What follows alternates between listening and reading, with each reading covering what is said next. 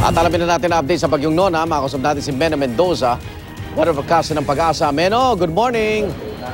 Magandang umaga din, Igan, at magandang umaga sa ating mga manonood. Okay, kamusta na natin yung dinadaanan itong Bagyong Nona? Kamusta doon sa lugar?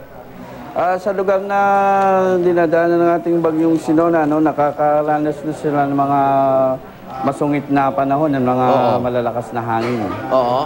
Gaano ba ang lakas nito, yung hangin niya? Sa ngayon, may taglay itong lakas na hangin umabot sa 150 kilometers per hour, malapit sa gitna. At may mga pagmugso naman na umaabot sa 185 kilometers. Yung bilis niya, Meno? Tumatake ito sa direksyong Pakaluran sa bilis na 17 kilometro kada oras. Sa ngayon, saan ito nagbabanta?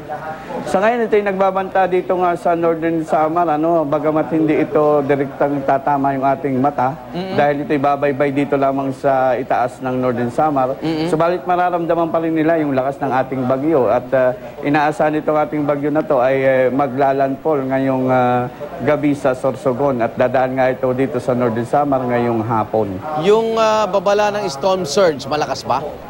Yung babala natin ng storm surge, posible tayo magkaroon ng hanggang 4 na metrong storm surge dito nga sa mga baybaying dagat na nasa ilalim ng ating signal na number 3 at number 2. Kamusta magiging panahon dito sa Metro Manila habang dumadaan niyang si Nona? Sa Metro Manila, halos hindi pa may signal number 1 naman tayo. Yung mararamdaman natin, hindi pa masyado kasi mga 36 hours pa tayo before natin maramdaman. Pero mga bukas siguro o sa isang araw, mararamdaman na natin yung epekto ng bagyo. Ano yan? Ulan, hangin, gano'n? Oo, mga ulan at hangin dahil inaasahan natin na dadaan ito dito sa may malapit sa Marinduque at Mindoro provinces. So halos malapit lamang ito sa Kamaynilaan. So talagang mararamdaman pa rin natin at posible pa rin tayo mag-signal number 2 sa Manila sa mga darating na araw. Okay, pero hindi ito magtatagal ngayong linggo, no?